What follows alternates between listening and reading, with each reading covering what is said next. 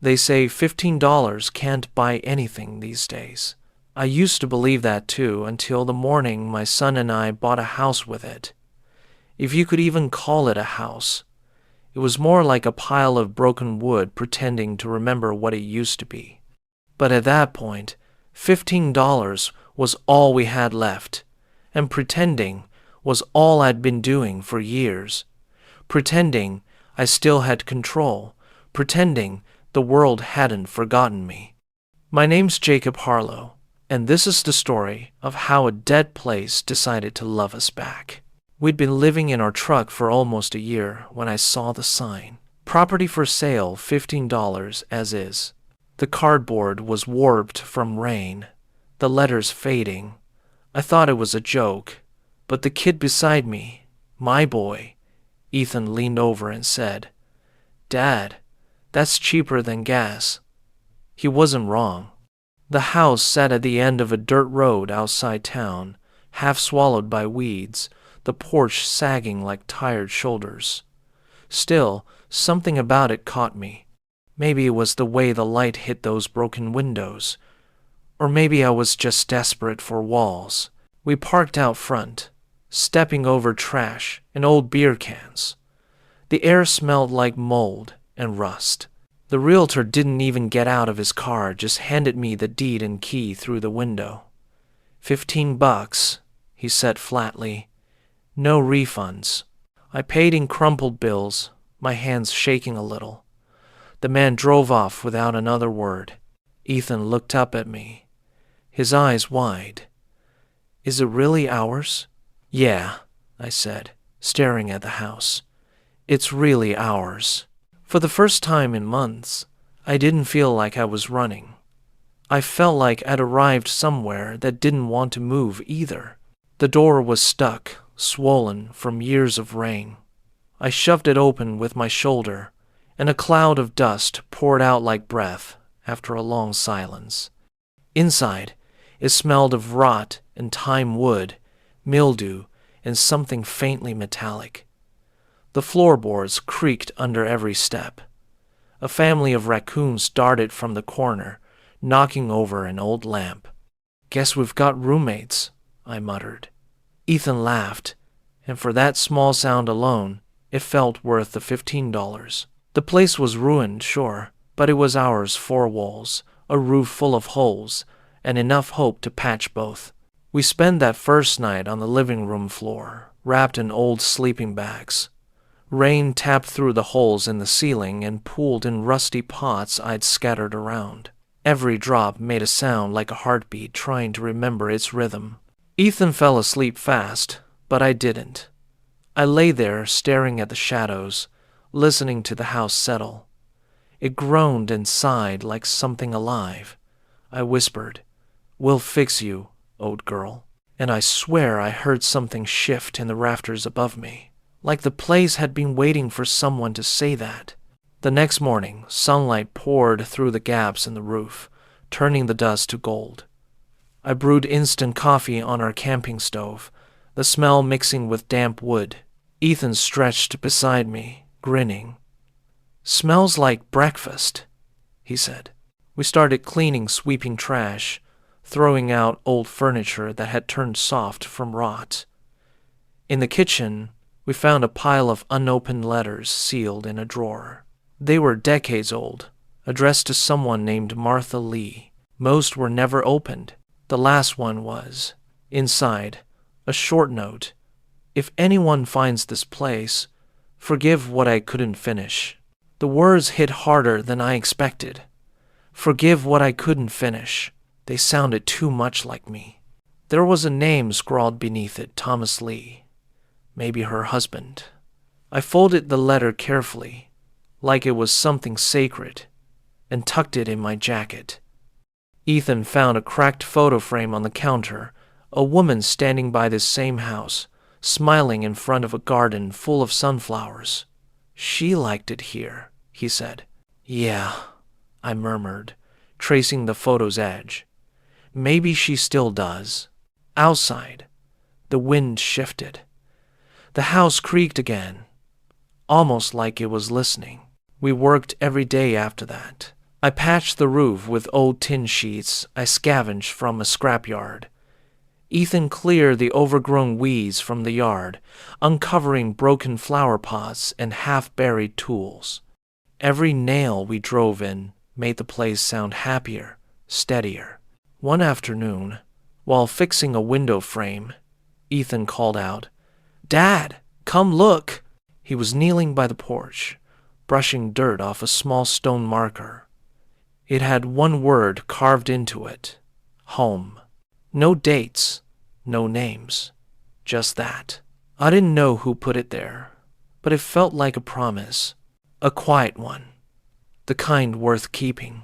By the end of the first week, we had one working room. It wasn't much, just a patch of dry floor, a repaired window, and a roof that didn't leak when it rained. But when you've slept in a truck for a year, that's luxury. We found old furniture in the barn out back, a dusty armchair, a table missing a leg. I fixed what I could with nails and tape. That night, as we ate canned soup by candlelight, Ethan said, "Feels like the house is coming back to life." I nodded. "Yeah," I said quietly. "Maybe we are too." The second week, I found something odd behind a loose wall panel in the hallway, an old metal box, small enough to fit under my arm. It was sealed with rust, but a screwdriver and a little persistence opened it. Inside were papers wrapped in cloth, a pocket watch, and a photograph. The photo showed the same woman, Martha, standing beside a man with a beard, Thomas, I assumed. They looked happy, proud, standing in front of this same house when it was new. Under the photo was a short note, written in hurried handwriting. "Beneath the roots, the truth remains." I showed Ethan. "Beneath the roots," he read aloud. "Like a treasure? Maybe," I said, half smiling. "Or maybe just words." But that night, I couldn't stop thinking about it. The yard was full of weeds and old tree stumps, any of which could have been hiding something. Around midnight, I grabbed a flashlight and went outside. The air was cold, the kind that tastes like metal. The flashlight beam caught the glint of something half buried near the fence, a spot where the soil looked different. I knelt and began to dig. After a few minutes, I hit wood. An old crate. The crate was small, maybe the size of a toolbox. The nails came out easy, like it wanted to be opened. Inside was a folded map, yellowed with age. It showed the property, the house, the barn, the trees, but there was an X drawn behind the well. Beneath the map was something else. A key. Old, iron, heavy. Ethan appeared behind me, rubbing his eyes. "Dad, what are you doing?" "Treasure hunting," I said with a grin. He knelt beside me, staring at the map. "What's there?" "I guess we'll find out," I said, and for the first time in years, I felt curious again. The next morning, we dug behind the well. The soil was soft, almost too soft for ground that old. We worked in silence until Ethan's shovel hit something solid wood, again. But this box was different. Polished, sturdy, sealed tight with iron bands. We pried it open together. Inside, wrapped in cloth, were notebooks, dozens of them, and a small glass jar filled with seeds. A note lay on top, in the same careful handwriting as before. "To whoever finds this, plant them. And remember, a place is only dead if you stop believing it can grow again." Ethan whispered. She was talking to us.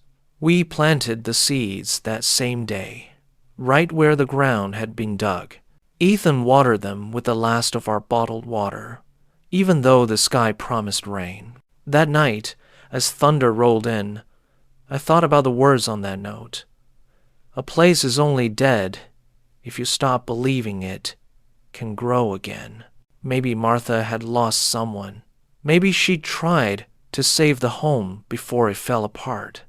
But somehow, those words had crossed decades to reach us two strangers with nothing left but each other. And for the first time, hope felt like soil. The rain lasted 2 days. When it cleared, the first thing Ethan did was run outside. "Dad!" he shouted. "Come look!" Where the seeds had been buried, small green shoots were breaking through the mud, fresh, fragile life where there'd been only rot. I knelt beside him, the air still damp. "You think they'll grow?" he asked. I looked at the sprouts pushing against the odds, at the old house standing a little straighter every day. "Yeah," I said quietly. "I think everything does if you give it a reason." And somehow, I meant us too. As weeks passed, more secrets revealed themselves. Behind the barn, we found a stack of old journals filled with drawings. Martha's handwriting again. She'd written about dreams, storms, even her husband's sickness. One entry stopped me cold. "He's gone. I can't bear to leave. Not yet. This house feels like his heartbeat. If I keep fixing it, maybe he'll come back." I closed the journal, staring at the boards around me. She'd done exactly what we were doing, and just like her, I realized something. Sometimes fixing a place is just another way of fixing yourself. The garden kept growing. Bright flowers, strange and tall, surrounded the porch now. People in town started to notice. One day, a man from the hardware store stopped by, offering leftover paint. "Heard someone finally moved in," he said. "It's nice to see life out here again." He didn't know how literal that was. Ethan painted the door blue, his favorite color. I fixed the fence and patched the roof for the last time. Every nail I drove felt like a promise to stay, to rebuild, to remember. The house didn't just stand again. It breathed, and it welcomed us home. One night, I dreamed of her Martha. She was sitting in the garden, smiling. "You finished it," she said softly. "Thank you." When I woke, I found a sunflower blooming right by the step where I'd buried her letter. I don't believe in ghosts, but I believe in gratitude that lasts longer than bodies. Maybe the house was never haunted. Maybe it just needed to be loved again. I touched the window frame, the wood warm under my hand. For the first time, I didn't feel like a guest here. I felt like family. Now, every morning I wake to birdsong instead of traffic. Ethan's drawings cover the kitchen walls. The house still creaks, and the floor still groans, but it feels like it's telling stories rather than complaining. Sometimes I catch myself talking back. "Yeah, I remember, old girl," I'll say when the wind rattles the shutters. We still don't have much money, but we have a home, a real one. $15 bought us 4 walls, a leaky roof, and the chance to believe again. Turns out, that's all you need. If you drive past the edge of town now, you'll see it a small blue house surrounded by wildflowers, sunlight glinting through the clean windows. People think someone rich moved in. They don't know it's just a man who ran out of luck and a boy who refused to stop dreaming. When I sit on that porch at sunset, I still feel her here, Martha, watching the flowers sway. Sometimes, when the wind passes through the trees, I hear her whisper, "Thank you for finishing what I couldn't." And I whisper back, "Thank you for saving us." By the end of summer, the house almost looked respectable. The walls were patched, the windows replaced, and the roof well. The roof didn't leak unless it really tried to rain. It wasn't perfect, but neither were we. Ethan called it the $15 palace, and every time he said it, I felt something warm push back against the weight I'd been carrying. Still, I knew looks could fool you. The wiring was a mess. The water barely ran, and our savings were gone. $15 had bought the place, but it would take a lot more to keep it standing. We survived mostly on odd jobs. I fixed fences, painted sheds, and patched driveways for folks around town who didn't ask too many questions about where I came from. Ethan sold drawings at the Saturday market. People loved his sketches of the Miracle House. Some even came out just to see it. They'd stand by the gate and smile, like the story gave them something to hold on to. Hope spreads that way, quietly, without asking permission. Every dollar we earned went back into the house. We didn't have much, but we had momentum. And after losing everything, that felt priceless. One afternoon, while repairing the floorboards in the hallway, I noticed a hollow sound under my hammer. A section of wood lifted easily, revealing a small crawl space I hadn't seen before. Inside were old boxes, covered in dust and spider webs. Ethan crouched beside me, his eyes wide. "Another treasure?" he asked, grinning. "Maybe," I said, though part of me expected nothing but trash. We carried the boxes outside and set them on the porch. The lids were brittle, but they came off with a little persuasion. Inside were papers, photographs, and a stack of worn envelopes tied with string. The top envelope had a name written in fading ink. Martha Lee. Ethan looked up at me. "The same lady?" "Looks like it."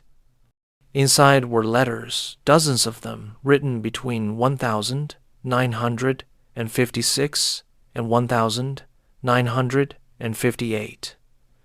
The handwriting was neat but urgent, like she'd been writing faster than she could think. They weren't love letters. They were pleas. Notes to the county office, to banks, to anyone who would listen. She was fighting to keep this house after her husband died. Every letter ended the same way. "Please, just give me time. I can fix it. I promise." I swallowed hard. I knew that feeling.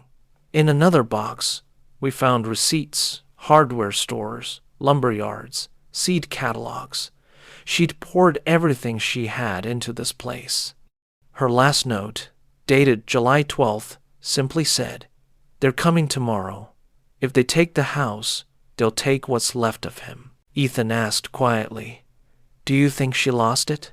I nodded. "Yeah, but maybe not forever." He frowned. "What do you mean?" "She kept it alive long enough for us to find it," I said. "That's something." We sat there in silence, surrounded by her words. Sometimes history isn't about what you own, it's about what you refuse to let die. That night, I couldn't sleep. I kept thinking about Martha writing those letters, fighting for this same roof. It made me feel connected to her somehow, not in some ghostly way, but through the quiet stubbornness of survival. I'd been there too, arguing with the world just to keep something small from being taken. The next morning, I went into town and asked the clerk at the records office if he knew anything about the old Lee property. He pulled a dusty file from a cabinet. "Foreclosed in 1959, he said. "No heirs claimed it. It's been passed around ever since." He looked up at me, curious. "Why do you ask?" I shrugged.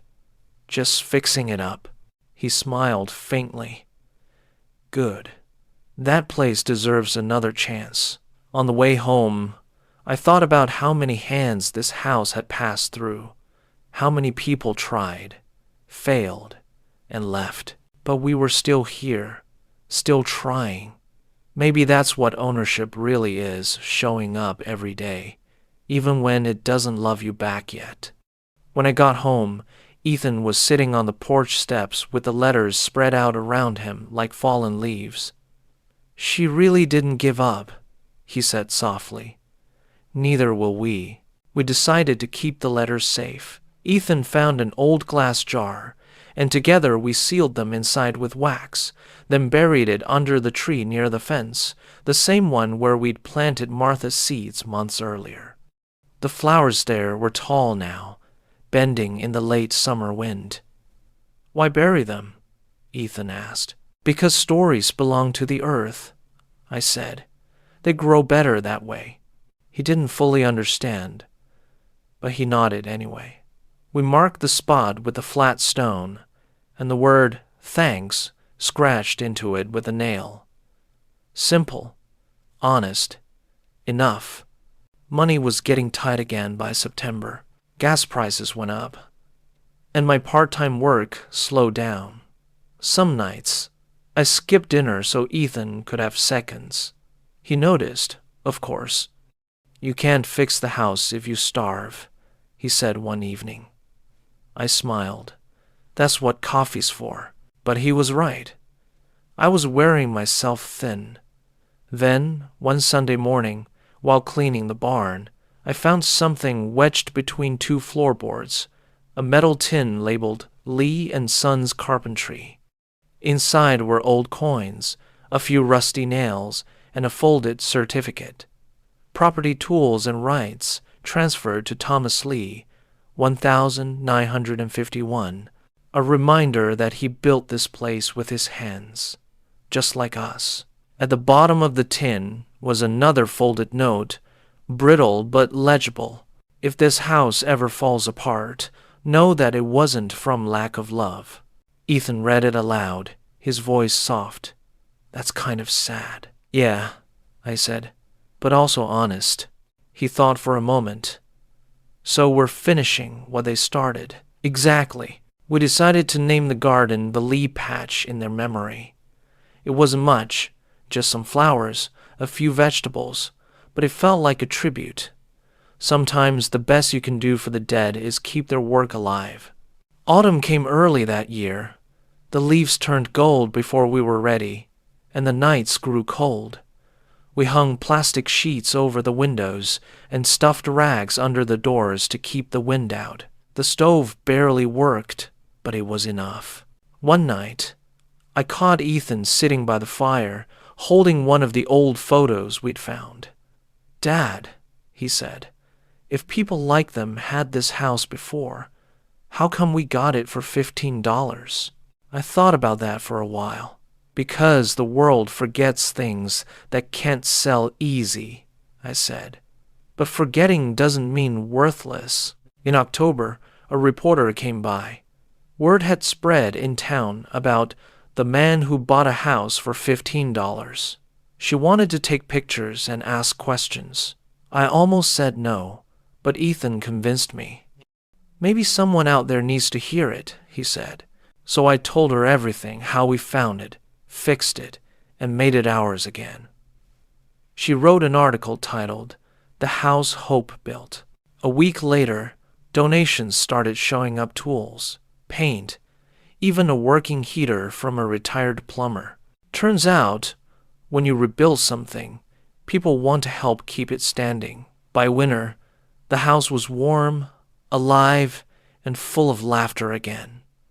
We'd replaced most of the flooring and even painted the front door red to cover the old cracks. It looked proud now, like it finally recognized itself. One snowy night, Ethan asked, "Do you think the people who lived here would be happy with what we've done?" I stared into the fire, listening to it crackle. "Yeah," I said. "I think they'd see what they built still has purpose." He smiled. "Then we did good. And for once, I didn't correct him." We really had. Still, part of me worried. What if we couldn't keep up with taxes? What if the roof gave out next year? Hope was good company, but it didn't pay bills. Then, one day, the mail brought an envelope addressed to current owner. Inside was a check for $1,200 and a note for repairs and garden supplies. "Thank you for bringing life back to Ridge Street." No name, no return address, just gratitude. I stared at it for a long time before saying anything. Ethan grinned. "See, Dad? The house pays you back." I laughed. Maybe it just needed good tenants. We used the money to finish the kitchen new tiles, a second-hand fridge, and a real table we found at the thrift store.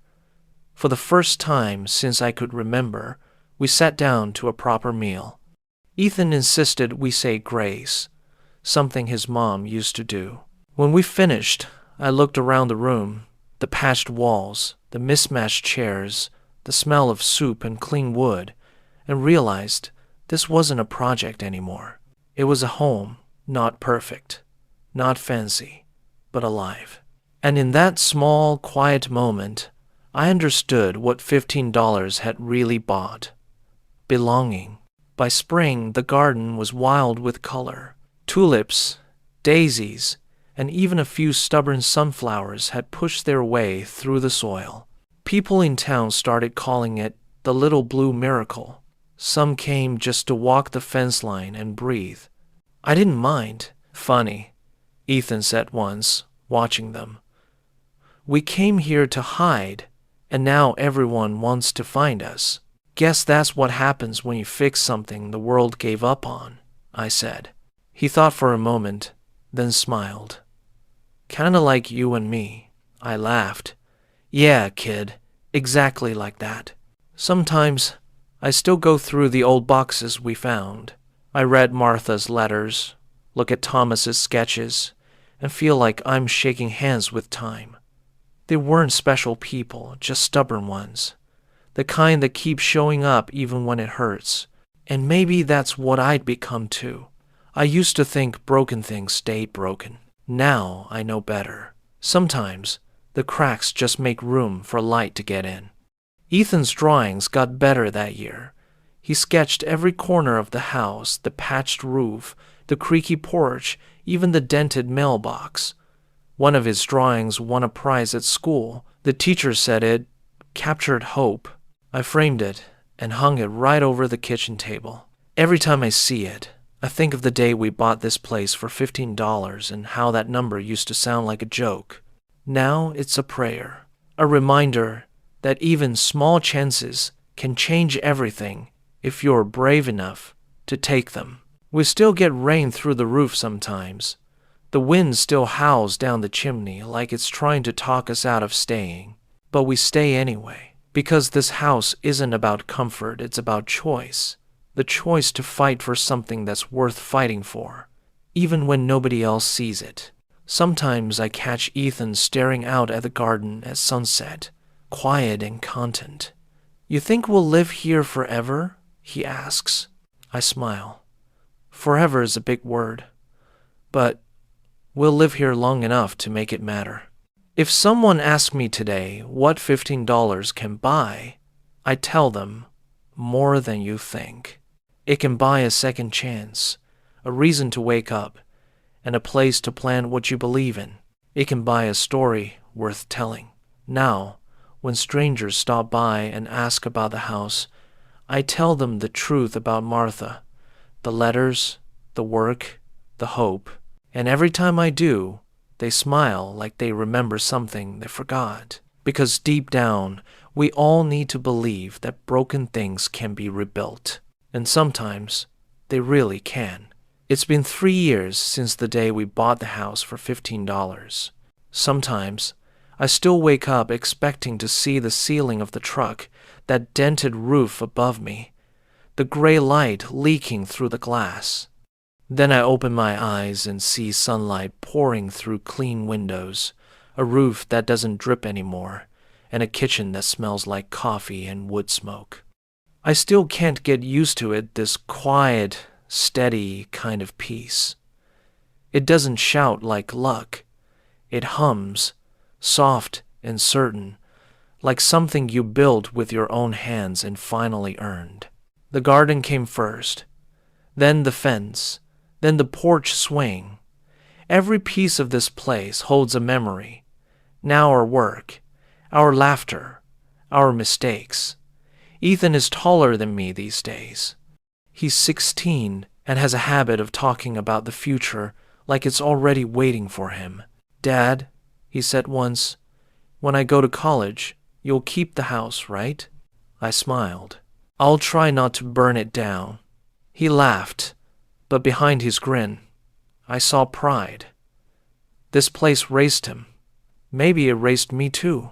We didn't have much, but we never stopped fixing, painting, building.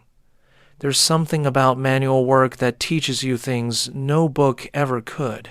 When your hands hurt and your back aches, you realize how strong love can make you. We rebuilt a home, but we also rebuilt trust. Trust in each other, in life, in the idea that starting over doesn't mean failure. It means faith, the kind that doesn't come easy when you've lost everything. The kind that sneaks up on you while you're hammering nails at sunset, wondering how a place you found broken could look so alive again. The locals still come by sometimes. The reporter who wrote about us years ago stopped one afternoon to see how things had changed. "It's beautiful," she said, walking through the yard where wildflowers swayed. "You really saved it." I shook my head. "It saved us first." She smiled, like she understood, but maybe she didn't. It's hard to explain how a house becomes part of you, not just wood and stone, but a quiet witness to every moment that tries to make you better. We don't live here anymore. We belong here. There's a difference, a sacred one.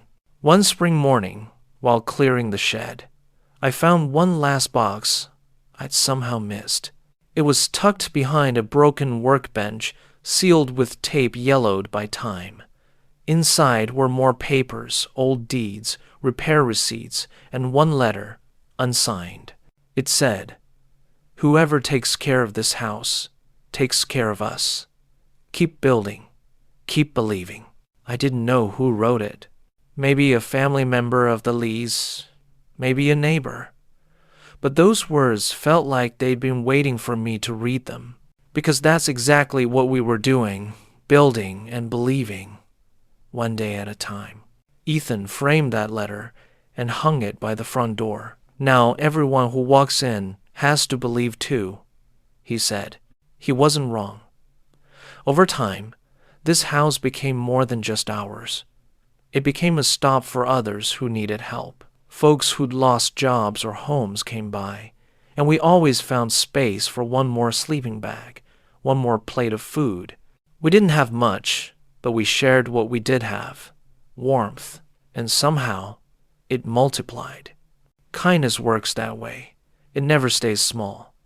It spreads like the garden outside, slow but unstoppable. The first person we helped was a man named Roy, a veteran who'd been sleeping under the bridge near the gas station. I saw myself in him, the same look of trying to stay invisible. I brought him home one cold evening. Ethan gave up his bed for the night, and we sat by the fire listening to Roy talk about the places he'd seen. He stayed for a week, then left a note on the kitchen table. "You gave me back more than warmth. You gave me direction." That note's still pinned on our wall, right next to the photo of Martha and Thomas Lee. After that, more people came. A young mother with 2 kids escaping an abusive home. A teenager who'd aged out of foster care and had nowhere to go. A man from downstate trying to get clean. They all left pieces of their stories here, some happy, some hard, all real. And every time someone new arrived, Ethan would whisper to me, "Guess the $15 house keeps paying us back." Having lunch day. Friend, he was right. It never stopped giving. Because a home's real value isn't in its walls or roof, it's in the people it lets stay when no one else will. The town started calling our place the Blue Haven. People would leave groceries on the porch or drop off firewood without knocking. Once, the local high school donated leftover building materials from their shop class. For more repairs, they said. I used to think charity felt like pity. Now I know it feels like community. The house had gone from being forgotten to being loved again, and it carried that love like warmth in its walls. Sometimes, when I walk through the front door at night, I can almost hear it breathing softly, steady, content, not haunted, just alive. One evening, Ethan found me sitting on the porch, staring at the yard. "You okay, Dad?"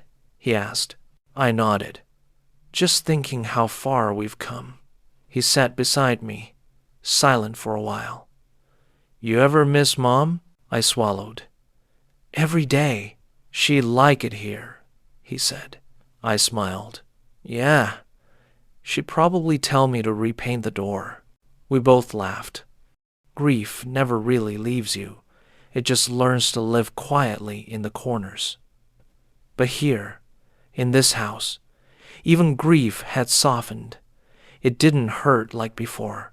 It just reminded me of how much we'd loved. When Ethan turned 17, he said he wanted to study architecture. "I want to build houses that feel like this one," he told me. "Not perfect, just safe." I nodded, pretending I wasn't tearing up. "You already know how," I said. He smiled. "Guess I had a good teacher." That night, I sat in the kitchen alone, looking around. Every board, every nail, every scratch had a story. I thought about all the nights I doubted myself, the times I almost gave up. But the house never let me quit. Maybe it saw what I couldn't yet, a future. The day Ethan got accepted into college, I nearly dropped the letter. Full scholarship, architecture program. He ran outside, yelling like the world was brand new. I followed him into the garden, laughing and crying at the same time. He pointed at the house and said, "It started here, Dad." And he was right. Every blueprint he'd drawn, every model he'd built, it all began with those $15 and a broken roof. I realized then that this house had given him more than a home. It had given him purpose. It had given us both one. The night before he left for college, we sat on the porch swing, watching the sunset. He said, "You gonna be okay here alone?" I nodded. "I've got the house to talk to." He laughed. "Promise me you won't paint it pink." "No promises," I said. When he went inside to pack, I stayed out there, listening to the crickets and the wind. I thought about the man I used to be, the one who'd bought this place out of desperation, thinking it might give us shelter for a week or two. I could have never imagined it would give us a future. After he left, the house felt too quiet. No laughter, no sketchbooks on the floor, no music playing from his room, just silence and the creak of the boards. But it wasn't lonely silence, it was proud. Like it understood he was out there, building something new. I kept fixing little things, the steps, the gutters, the fence, just to keep my hands busy. Sometimes neighbors would stop by to check on me. I'd always tell them the same thing. "I'm fine. The house keeps me company." And somehow, that was true. It had become part of who I was. A year later, Ethan came home for summer break. Taller, older, with paint on his hands and hope in his eyes. He brought plans for a new addition to the house, a guest room for anyone passing through. "You said people still come by sometimes," he explained. "Might as well give them a place that feels like theirs." We built it together that summer. By the time we finished, the walls were covered in handprints. Ours, the neighbors, even a few from the travelers who'd stayed here. No fancy plaques, no signs, just fingerprints, proof that we belonged somewhere. We called it the welcome room. Ethan said, "No one leaves here hungry, and no one sleeps outside." And we meant it. Soon, the house became a local landmark, not because it was big or beautiful, but because it was open. People left food, blankets, letters. One kid drew a sign that said, "The house that believed back." I hung it over the porch, because that's what it had done. It believed in us long before we believed in ourselves. $15 bought us wood and nails, but the house gave us faith. Sometimes I wonder if the Lees, Martha, and Thomas would recognize the place now. The red door, the flower beds, the painted fence. I think they would. I think they'd smile and say, "You did what we couldn't." But truth is, they started it. They built the bones. We just gave it a heartbeat again. I keep their letters framed in the hallway, right by the photo of Ethan in his graduation gown. Two families, decades apart, bound by one stubborn belief that broken things can be rebuilt, that some houses aren't just found, they're chosen. On quiet nights, I sit by the window with a cup of tea and watch the lights in town flicker below. Sometimes I think about that old sign, the one that said, "Property for sale, $15 as is." I kept it, nailed to the back of the shed. It reminds me where we started, how little it took to change everything. Not luck, not magic, just work, faith, and a promise between a father and a son. If you ever see something broken and think it's too far gone, remember this. It might just be waiting for someone like you. Years have passed now. The house stands strong, the garden thick with flowers. Ethan visits, often sometimes with students, sometimes alone. He still calls it the Blue Haven, though the paint's faded to gray. And every time he leaves, he pats the porch post and says, "Stay good, old house." It creaks in reply, as if answering him. People laugh when I tell them a house can feel proud, but I don't care. I've seen what happens when love stays long enough. It seeps into the walls, the floor, the air. This place is living proof. So that's our story. $15. One broken house. Two tired hearts trying to start over. And somehow, it turned into everything we needed. If I've learned anything, is that home isn't something you find. It's something you build. One nail, one kindness, one day at a time. When people stop by and ask how we did it, I just smile and say, we didn't fix the house, it fixed us. Because that's the truth. And as I close the door each night, I still whisper the same words I said on that first day. We're home. We're home.